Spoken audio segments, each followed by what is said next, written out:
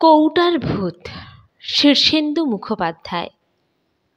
জয়তিলক বাবু যখনই আমাদের গাঁয়ের বাড়িতে আসতেন তখনই আমরা অর্থাৎ ছোটরা ভারী খুশিয়াল হয়ে উঠতুম। তখনকার পূর্ববঙ্গের গাঁ-গঞ্জ ছিল আলাদা রকম। মাঠ ঘাট, খাল বিল, বন জঙ্গল মিলে এক আদিম আরণ্যক পৃথিবী।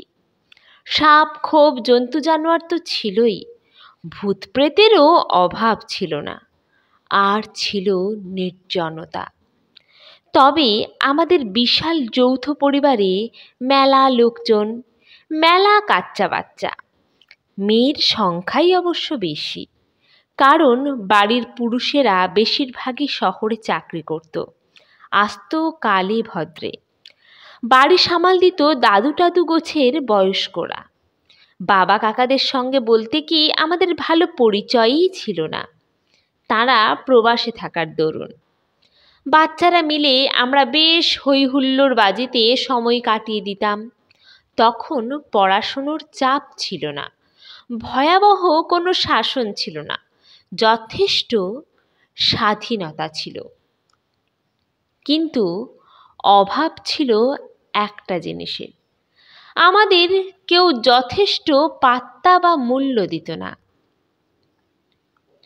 জয়তিলক বাবু দিতেন। আত্মীয় নন, মাঝে মধ্যে এসে হাজির হতেন, কয়েকদিন থেকে আবার কোথায় উধাও হইতেন।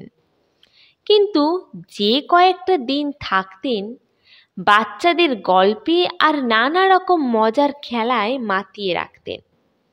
মাথায় টাক, গায়ের রং কালো, বেঁটে আঁটো গড়ন এবং পাকা গোঁফ ছিল তাঁর। ধুতি আর ফতুয়া ছিল 12 মেশে পোশাক। শীতে একটা মোটা চাদর, সর্বদাই একটা বড় বোঁচকা থাকতো সঙ্গে। শুনতাম তার ফলাও কারবার, তিনি নাকি সব কিছু কেনেন এবং বেচেন। যা পান তাই কেনেন, যাকে পান তাকেই বেচেন, কোনো বাছাবাছি নেই। সেবার মাঘ মাসের এক সকালে আমাদের বাড়ি এসে হাজির হলেন, হয়েই দাদুকে বললেন, গাঙ্গুলি মশাই, এবার কিন্তু ভূত কিনে ফেললাম। দাদু কানে কম শুনতেন, মাথা নেড়ে বললেন, খুব ভালো, এবার বেচে দাও। জয়তিলক কাঁচুমাচু মুখ করে বললেন, সেটাই তো সমস্যা, ভূত কেনে কে? খদ্দের দিন না। খদ্দর না বাপু, ওসব আমি পড়ি না, স্বদেশীদের কাছে যাও। আহা, খদ্দর নয়, খদ্দের মানে গাহেক। গায়ক? না বাপু, গান বাজনা আমার আসে না। জয়তিলক অগত্যা ক্ষান্ত দিয়ে আমাদের সঙ্গে এসে জুটলেন। তিনি ভূত কিনেছেন শুনে আমাদের চোখ গোল্লা গোল্লা। ঘিরে ধরে ভূত দেখাও, ভূত দেখাও বলে মহা শোরগোল তুলে ফেললুম। প্রথমে কিছুতেই দেখাতে চান না, শেষে আমরা ঝুলোঝুলি করে তার গোঁফ আর জামা ছিঁড়ে ফেলার উপক্রম করায় বললেন, আচ্ছা আচ্ছা দেখাচ্ছি, কিন্তু সব ঘুমন্ত ভূত, শুকিয়ে রাখা। সে আবার কি? আহা, যেমন আম শুকিয়ে আমসি হয় তেমনই আর কি, বহু পুরনো জিনিস। জয়তিলক তার বোঁচকা খুলে একটা জং ধরা টিনের কৌটো বের করলেন, তারপর খুব সাবধানে ভিতরে উঁকি মেরে দেখে নিয়ে ফিস ফিস করে বললেন, বেশি গোলমাল করো না, এক এক করে উঁকি মেরে দেখে নাও, ভূতেরা জেগে গেলেই মুশকিল। কি দেখলুম তা বলা একটা সমস্যা। মনে হলো শুকনো পলতা পাতার মতো 4-5টা কেলেকুষ্টি জিনিস কৌটোর নিচে পড়ে আছে। কৌটোর ভিতরটা অন্ধকার বলে ভালো বোঝাও গেল না। জয়তিলক টপ করে কৌটোর মুখ এঁটে দিয়ে বললেন, আর না, এসব বিপজ্জনক জিনিস। বলা বাহুল্য, ভূত দেখে আমরা আদপেই খুশি হইনি। আমরা সিদ্ধান্ত নিলুম যে ওগুলো মোটেই ভূত নয়। জয়তিলক বাবুকে ভালো মানুষ পেয়ে কেউ ঠকিয়েছে। জয়তিলক বাবু মাথা নেড়ে বললেন, না হে, ঠকায়নি। চৌধুরী বাড়ির বহু পুরনো লোক হলো গোলক, সারা জীবন কেবল ভূত নিয়ে কারবার। তার তখন শেষ অবস্থা, মুখে জল দেওয়ার লোক নেই। সেই সময়টায় আমি গিয়ে পড়লাম, সেবা টেবা করলাম খানিক, কিন্তু তার তখন ডাক এসেছে।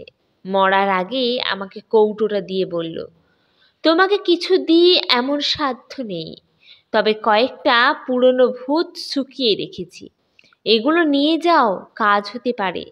ভূতগুলোর দাম হিসেব করলে অনেক, তা তোমার কাছ থেকে দাম নেবই বা কি করে, আর নিয়ে হবেই বা কি। তুমি বরং আমাকে 5 টাকার রসগোল্লা খাওয়াও, শেষ খাওয়া আমার। এই বলে জয়তিলক বাবু একটা দীর্ঘ নিঃশ্বাস ছাড়লেন। আমরা তবু বিশ্বাস করছিলাম না দেখে জয়তিলক বাবু বললেন, মরার সময় মানুষ বড় একটা মিছে কথা বলে না। তবু আমাদের বিশ্বাস হলো না, কিন্তু সে কথা আর বললুম না তাকে। দুপুরবেলা যখন জয়তিলক বাবু খেয়ে দেয়ে ভুঁড়ি ভাসিয়ে ঘুমোচ্ছেন, ঠিক সেই সময়ে আমি আর বিশু তার ভূতের কৌটো চুরি করলুম। এক দৌড়ে আমবাগানে পৌঁছে কৌটো খুলে ফেললুম। উপর করতেই 5টা শুকনো পাতার মতো জিনিস পড়ল মাটিতে। হাতে নিয়ে দেখলুম খুব হালকা, এত হালকা যে জিনিসগুলো আছে কি নেই তা বোঝা যায় না।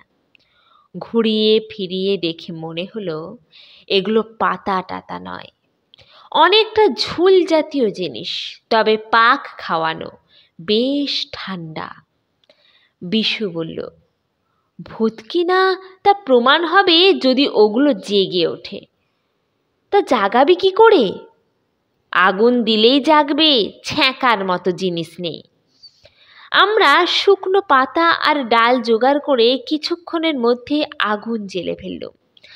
আঁচ উঠতেই প্রথমে একটা ভূতকে আগুনের মধ্যে ফেলে দিলুম। প্রথমে একটা উৎকট গন্ধ উঠল, তারপর আগুনটা হঠাৎ হাত দেড়েক লাফিয়ে উঠল, একটু কালো ধোঁয়া বেরিয়ে এলো। তারপরই হঠাৎ করে অন্তত 5.5 ফুট উঁচু একটা কেলে চেহারার বিকট ভূত আমাদের সামনে দাঁড়িয়ে পড়ল। চোখ দুখানা কটমট করছে। ওরে বাবারে বলে আমরা দৌড়তে গিয়ে হোঁচট খেয়ে পড়ে গেলুম। পড়ে গিয়ে দেখলুম জ্যান্ত ভূতটা আর 4টে ঘুমন্ত ভূতকে তুলে আগুনে ফেলে দিচ্ছে। চোখের পলকে 5টা ভূত বেরিয়ে এলো। তারপর হাসতে হাসতে তারা আমবাগানের ভিতর দিয়ে বিভিন্ন জায়গায় ছড়িয়ে পড়তে লাগলো। ঘটনাটির কথা আমরা কাউকেই বলিনি। জয়তিলক বাবুর শূন্য কৌটোটা যথাস্থানে রেখে দিয়ে এলুম। সেই রাত্রি থেকে আমাদের বাড়িতে প্রবল ভূতের উপদ্রব শুরু হয়ে গেল। রান্নাঘরে ভূত, গোয়ালে ভূত, শোয়ার ঘরে ভূত, পুকুরে ভূত, কুয়োবারে ভূত। এই তারা হি হি করে হাসে, এই ঝি চাকরদের ভয় দেখায়। সে ভীষণ উপদ্রব। ভূতের দাপটে সকলেই তটস্থ। জয়তিলক বাবু এইসব কাণ্ড দেখে নিজের কৌটো খুলে মাথায় হাত দিয়ে বসলেন। বলে, এ হে, ভূতগুলো পালিয়েছে তাহলে? ইস, কি দারুণ জাতের ভূত ছিল, বেচলে মেলা টাকা পাওয়া যেত। না, ভূতগুলোকে ধরতেই হয় দেখছি। এই বলে জয়তিলক বাবু মাছের জাল নিয়ে বেরোলেন। ভূত দেখলেই জাল ছুঁড়ে মারেন, কিন্তু জালে ভূত আটকায় না। জয়তিলক বাবু আঠা কাঠি দিয়ে চেষ্টা করে দেখলেন, কিন্তু ভূতের গায়ে আঠাও ধরে না। এরপর জাপটে ধরার চেষ্টাও যে না করেছেন তাও নয়, কিন্তু কিছুতেই ভূতেদের ধরা গেল না। দুঃখিত জয়তিলক বাবু কপাল চাপড়ে আবার সুটকি ভূতের খোঁজে বেরিয়ে পড়লেন। 5টা ভূত দাপটে আমাদের বাড়িতে রাজত্ব করতে লাগলো।